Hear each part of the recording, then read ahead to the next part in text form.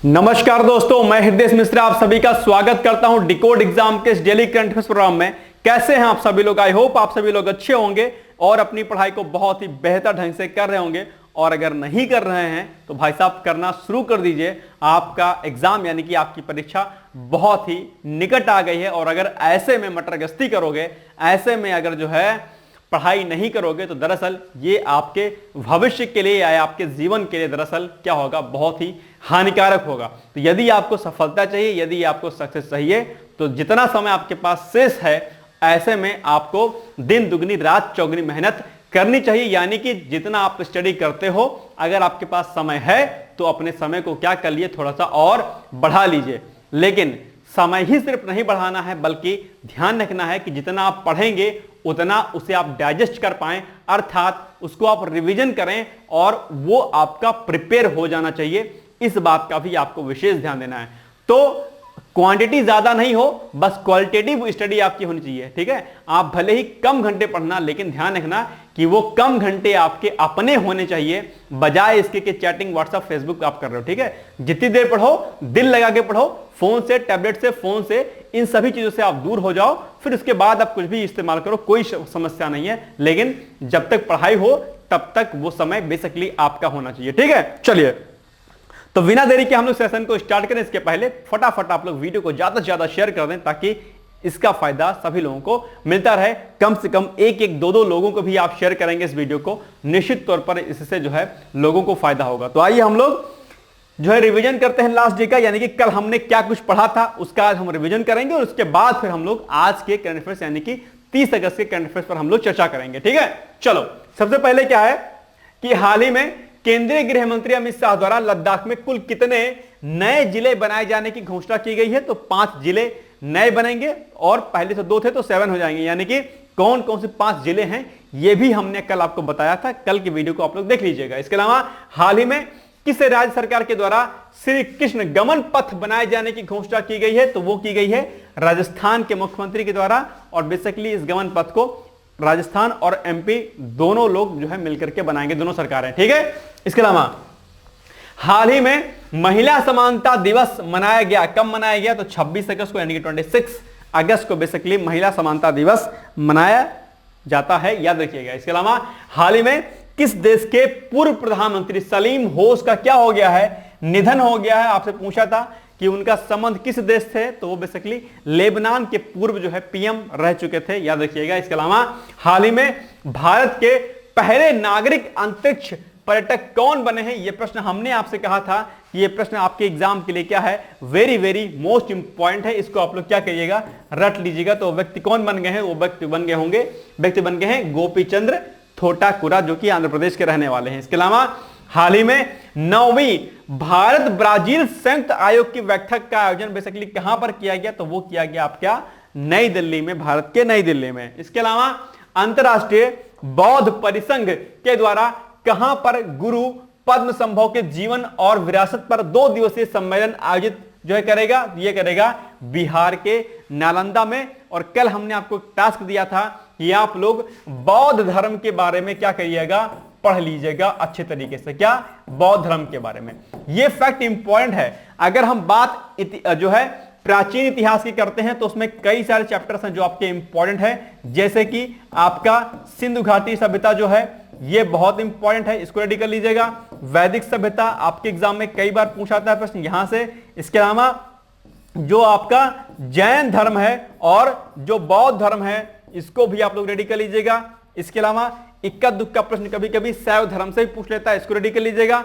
मौर्य और गुप्त काल भी आपको क्या करना है, रेडी कर लेना है। यहां से भी प्रश्न आपके एग्जाम में पूछा जाता है। और मेडिवल हिस्ट्री में बेसिकली आप लोग मुगल साम्राज्य और सूफी संत के चैप्टर को तैयार कर लीजिएगा, तो एंशिएंट और मेडिवल से आपके प्रश्न हो जाएंगे। बाकी आधुनिक भारत के प्रश्न आप लोग जानते होंगे। तो टास्क हमने जो आपको कल दिया था कि बौद्ध धर्म के बारे में आप लोग पढ़ लीजिएगा, नहीं पढ़े हैं तो फिर से पढ़ लीजिएगा। और बौद्ध धर्म पढ़ेंगे तो साथ ही साथ में आप लोग जैन धर्म को भी पढ़ लीजिएगा, उसमें कंपैरिजन कर लीजिएगा। ठीक है, चलो इसके अलावा हाल ही में होने वाले आईसीसी महिला T20 वर्ल्ड कप में भारतीय टीम की कप्तानी कौन करेंगी, तो वह है हरमनप्रीत कौर। यह प्रश्न भी आपको क्या करना है, याद रखना है। ठीक है, चलो आगे बढ़ते हैं। अब कल हमने आपसे प्रश्न पूछा था जिसका उत्तर सभी लोगों ने सही दिया है। प्रश्न क्या था कि जीएसटी जो परिषद होती है, जीएसटी काउंसिल होती है, उसके अध्यक्ष कौन होते हैं?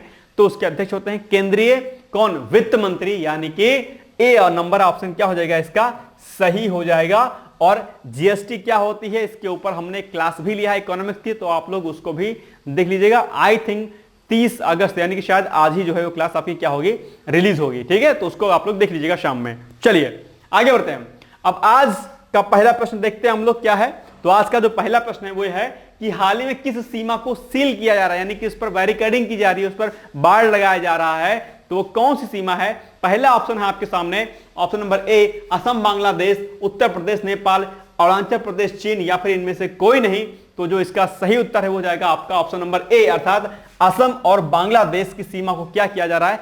सील किया जा रहा है। और ऐसा क्यों किया जा रहा है? क्योंकि आपको पता होगा कि वर्तमान में बांग्लादेश की स्थिति किस प्रकार से बनी हुई है, यानी कि राजनीतिक अस्थिरता वहां पर कितनी है। ऐसे में जो है वहां से यानी कि बांग्लादेश से भारत में घुसपैठ ना होने पाए, ऐसे में असम सरकार ने यह निर्णय लिया है कि असम बांग्लादेश की जो सीमा है वो उसको क्या करेगी? सील करेगी, अर्थात उसको बाड़ लगा करके उसको रोकेगी ताकि घुसपैठ ना होने पाए। ठीक है, वही पॉइंट बेसिकली यहां पर दिया गया, कुछ खास है नहीं कि हाल ही में असम बांग्लादेश सीमा को सील किया जा रहा है।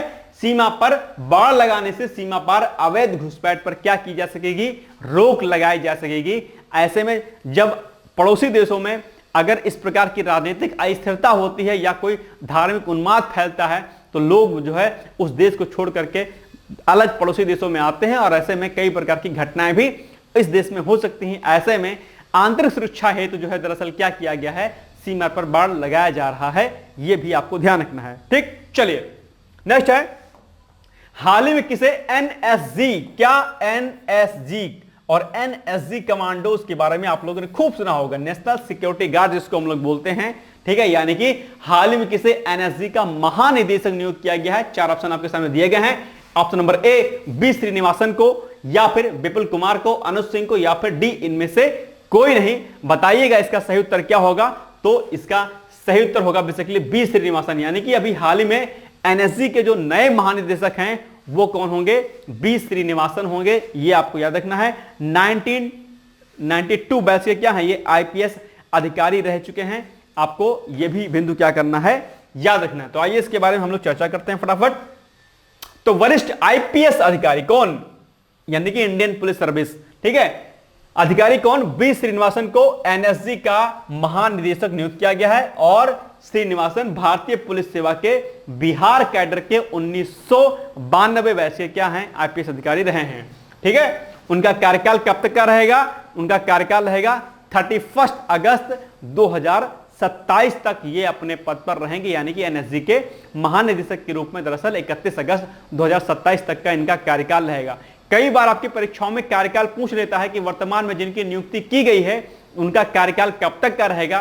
तो ये बिंदु भी आपके लिए क्या हो जाता है? महत्वपूर्ण हो जाता है, यानी कि ये डेट आपको बेसिकली याद रखनी है। इसके अलावा अगर हम बात एनएसजी की करते हैं तो 22 सितंबर 1986 को बेसिकली एनएसजी क्या हुआ था? अस्तित्व में आया था। और अगर हम इसके परिचालन मुख्यालय की बात करते हैं तो इसका मुख्यालय परिचालन मुख्यालय कहां पर है? मानेसर हरियाणा में अवस्थित है। यह भी आपको क्या करना है? याद रखना है। और एनएसजी कमांडोज के बारे में आप लोग बेसिकली जानते होंगे, जिनको Z+ श्रेणी की सुरक्षा मिली होती है उनको भी दरअसल इन कमांडोज को प्रोवाइड किया जाता है। और ये एनएसजी कमांडोज बेसिकली दो प्रकार के होते हैं, एक में जो है आर्मी के जो जवान होते हैं और एक में बेसिकली जो केंद्रीय सशस्त्र पुलिस सेवा होती है उनके जो है कमांडोज इसमें सम्मिलित होते हैं। ठीक है, याद रखिएगा। चलो इसके अलावा क्वेश्चन नंबर 3 है, हाल ही में भारत द्वारा किस रोग के लिए एक रहेगा यहां पे, ठीक है, इसको हटाइए, किस रोग के लिए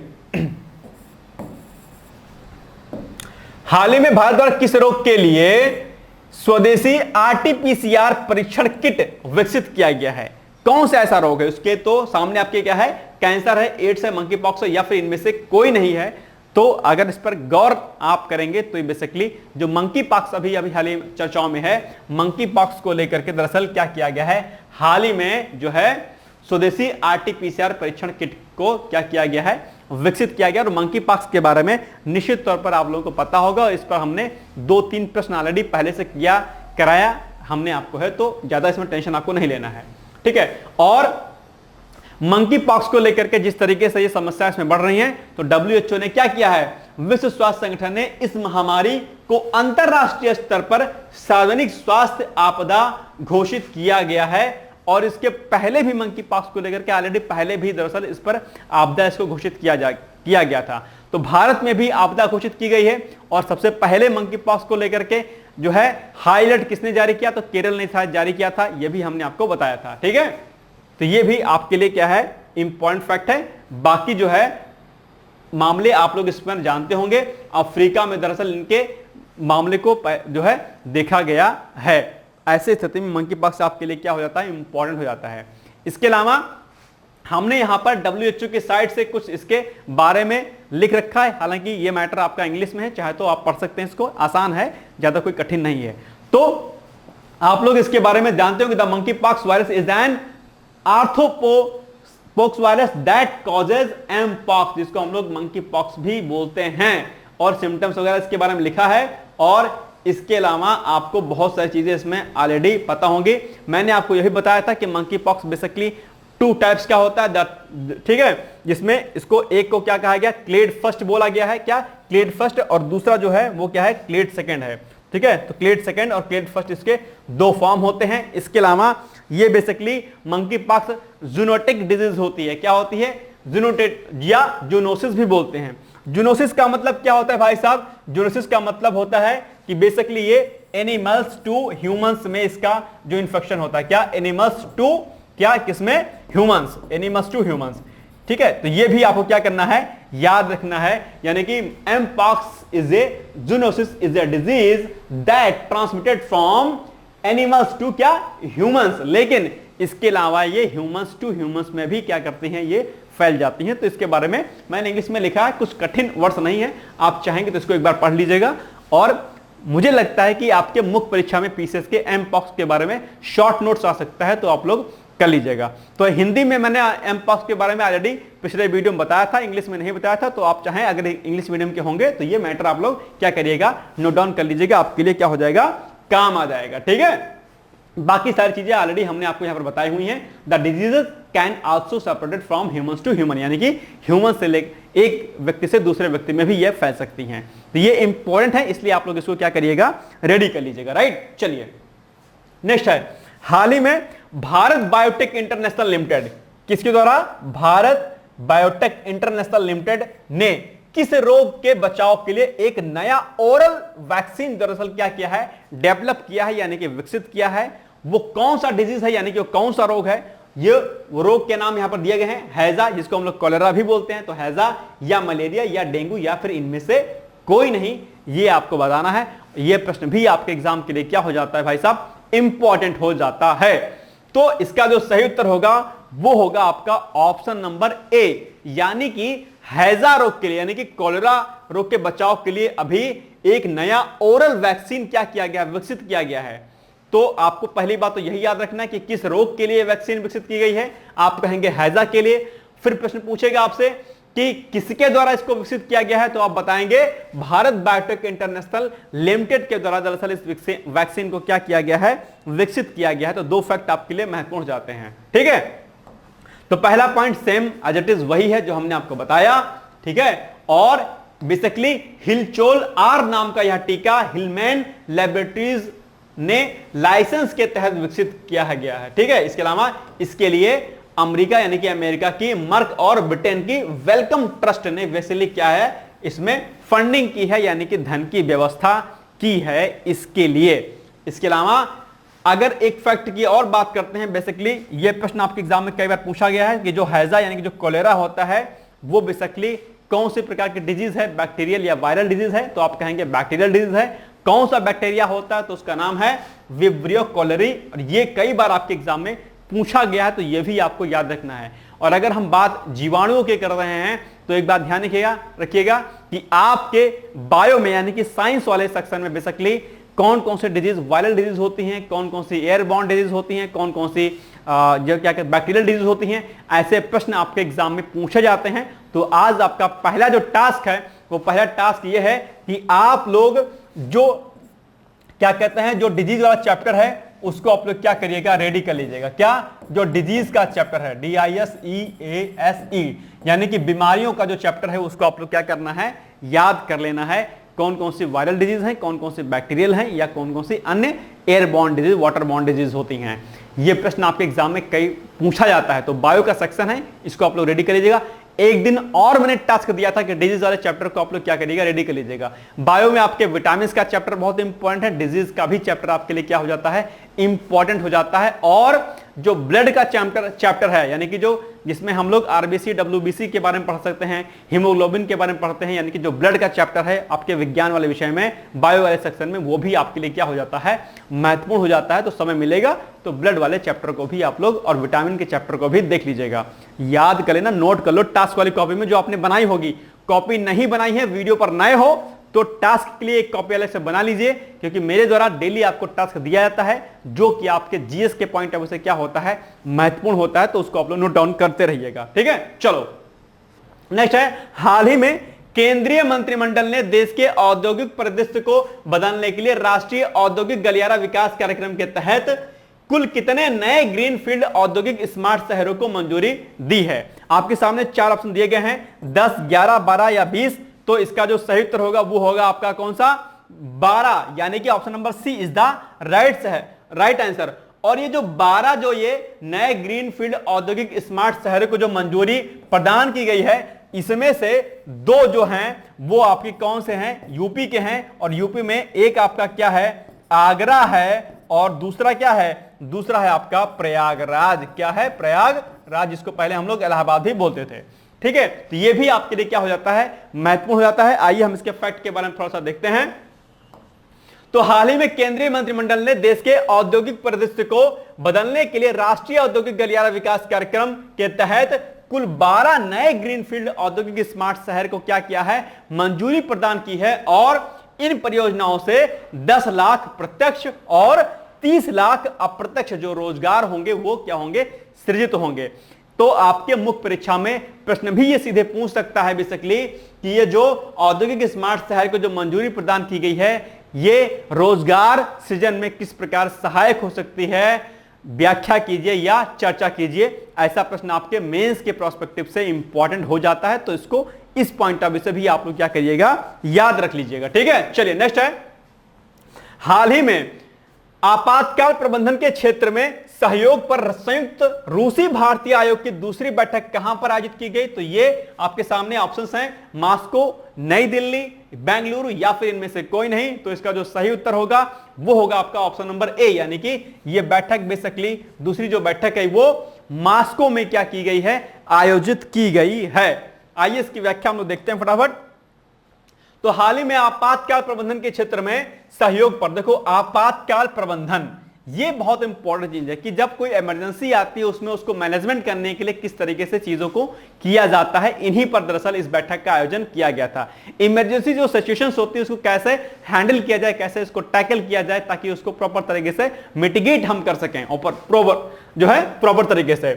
तो आपातकाल प्रबंधन के क्षेत्र में सहयोग पर संयुक्त रूसी भारतीय आयोग की दूसरी बैठक मॉस्को में क्या की गई है, आयोजित की गई है। और कुछ एक फैक्ट हम लोग और देखते हैं, यानी कि वर्ष 2025-26 के लिए आपातकाल प्रबंधन के क्षेत्र में सहयोग को लेकर भारत और रूस ने संयुक्त रूसी जो भारतीय आयोग है उसकी बैठक आयोजित की है, ठीक है। यानी कि उसको लेकर के जो कार्य योजना है उस पर क्या किए गए हैं, हस्ताक्षर किए गए हैं कि किस तरीके से हमें अपनी कार्य योजना को बनाना है। इसके अलावा दोनों देश 2025-26 के दौरान योजना को लागू करने पर सहमत हुए और आपदा प्रबंधन के क्षेत्र में, यानी कि जो डिजास्टर मैनेजमेंट होता है, इसके लिए सर्वोत्तम कार्यों और मिली सीखों का आदान प्रदान जारी करने का निर्णय लेते हैं। यानी कि जो डिजास्टर मैनेजमेंट होता है, आपदा जो प्रबंधन होता है, उसमें किस प्रकार से कार्य करना है, क्योंकि आपदा जब आती है तो क्या होता है, इमरजेंसी सिचुएशन आपके सामने आती है, उसको किस प्रकार से हम टैकल कर सकें,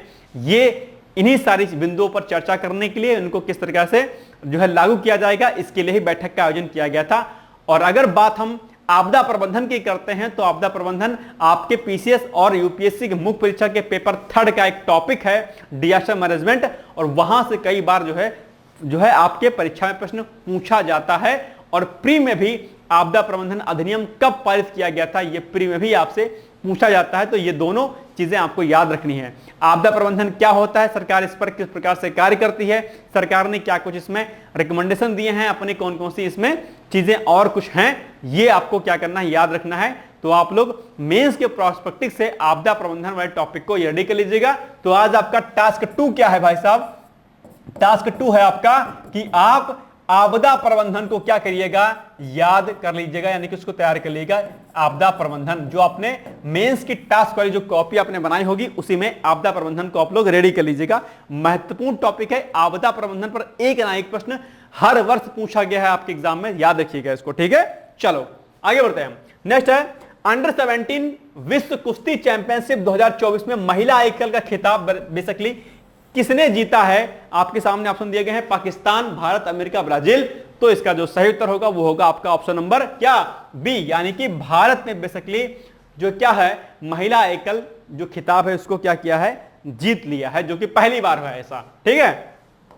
तो अंडर 17 विश्व कुश्ती चैंपियनशिप 2024 में महिला एकल का खिताब भारत ने जीता है। और इन खेलों का आयोजन की अगर हम बात करते हैं तो 19 से लेकर के 25 अगस्त 2024 के मध्य में क्या किया गया था, इसका आयोजन किया गया था। और अब आपको एक प्रश्न इससे समझ बताना है कि भारत द्वारा बेसिकली इसमें कुल कितने पदकों को जीता गया है, भारत ने कुल कितने पदक जीते हैं, ठीक है, भारत द्वारा, ठीक है, कुल पदक, ठीक है, ये आपको इंटरनेट पे सर्च करके मुझे बताना है। यानी कि 10 पदक जीते या 11 या 12, तीनों में से एक सही उत्तर है। उम्मीद करता हूं कि आप इसका उत्तर जरूर बताएंगे, ठीक है। चलो आगे बढ़ते हैं। नेक्स्ट है हाल ही में किसके द्वारा यूनिफाइड लैंडिंग इंटरफेस लॉन्च किए जाने की घोषणा की गई है, नीति आयोग के द्वारा या आरबीआई के द्वारा या फिर एसबीआई के द्वारा या फिर वित्त मंत्रालय के द्वारा। इसमें से एक सही उत्तर है, बताइए। अभी न्यूज़पेपर में चर्चाओं में रहा है, तो इसका जो सही उत्तर होगा भाई साहब वो हो जाएगा आपका ऑप्शन नंबर बी, यानी कि आरबीआई यानी कि रिजर्व बैंक ऑफ इंडिया ने भी हाल ही में यूनिफाइड लैंडिंग इंटरफेस को लॉन्च करने की घोषणा की है। जिस तरीके से आपका यूपीआई होता है सेम उसी तरीके से यूएलआई भी इसे कहा जाता है, यानी कि अब यूपीआई की तरह पर यूपीआई की तर्ज पर यूएलआई को जो है क्या किया जाएगा, लॉन्च किया जाएगा। और बेसिकली किसानों के हित में ये काफी काम होगा, यानी कि ऋण प्रदान करने में ये क्या होगा, ये सहयोग प्रदान करेगा, ठीक है। आइए इसकी व्याख्या देखते हैं हम लोग। तो पहला पॉइंट सेम वही, यानी कि आरबीआई के द्वारा यूनिफाइड लैंडिंग इंटरफेस, जिसको हम लोग क्या बोलेंगे, यूआईएल भी बोलेंगे, याद रखिएगा, सॉरी यूएलआई, हाँ यूएलआई भी बोलेंगे, ठीक है। और क्या है, इसको लॉन्च किए जाने की घोषणा की है। क्यों की गई है, क्योंकि ऋण के निर्बाध प्रवाह को सुनिश्चित करने के लिए, ठीक है, प्रॉपर तरीके से ऋण को कम समय सीमा के भीतर लोगों को दिया जा सके, इसके लिए, यानी कि ऋण के निर्बाध प्रवाह को सुनिश्चित करने के लिए इस ऐप को लॉन्च किया जाएगा। जिस तरीके से आप यूपीआई के इस्तेमाल करते होंगे, ठीक उसी प्रकार से आप यूएलआई यानी कि यूनिफाइड लैंडिंग इंटरफेस का भी आप इस्तेमाल कर पाएंगे, ओके।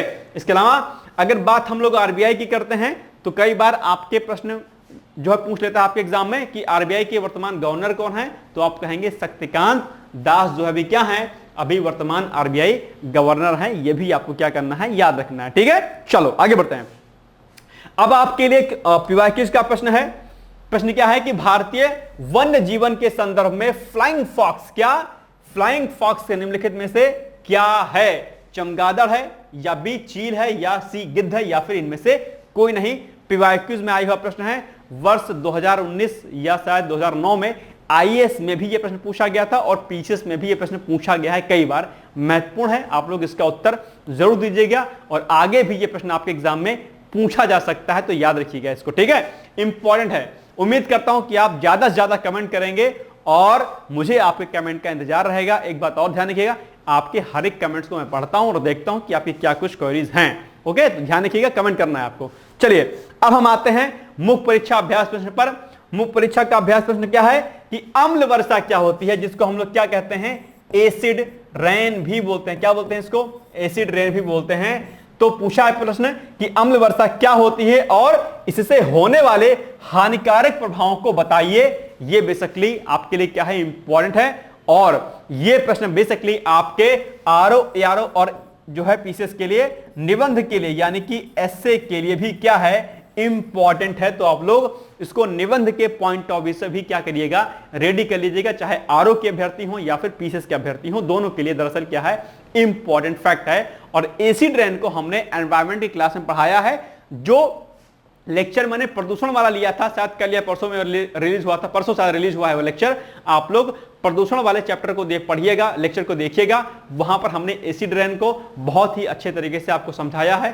नहीं समझ में आया होगा तो कल मैं इसको एक बार दोबारा समझा दूंगा, लेकिन आप चाहें तो उस लेक्चर को देख लीजिएगा जो डेली शाम को आपको आती है, वहां से आपको ये चीजें आपको समझ में आ जाएंगे। ठीक है, तो ये था आज का हमारा महत्वपूर्ण लेक्चर। आई होप आपको लेक्चर पसंद आया होगा। अगर ऐसा है तो प्लीज वीडियो को शेयर कर दीजिएगा, साथ ही साथ में लाइक कर दीजिएगा, और जो है आगे वीडियो को जरूर देखिएगा डेली मॉर्निंग में 8 AM पर। ठीक है, फिर मिलेंगे कल हम लोग सुबह एक नए वीडियो के साथ। तब तक आप लोग पढ़ते रहिए, मस्त रहिए, व्यस्त रहिए, पढ़ाई को दिन दुगनी रात चौगुनी करना शुरू कर दीजिएगा, क्योंकि समय आपके पास ज्यादा नहीं बचा है, यानी कि आपका एग्जाम बहुत ही जल्द आने वाला है, अक्टूबर और दिसंबर माह में। ठीक है, फिर मिलेंगे कल, तब तक के लिए जय हिंद, जय भारत, thank you so much, bye bye, take care, all the best.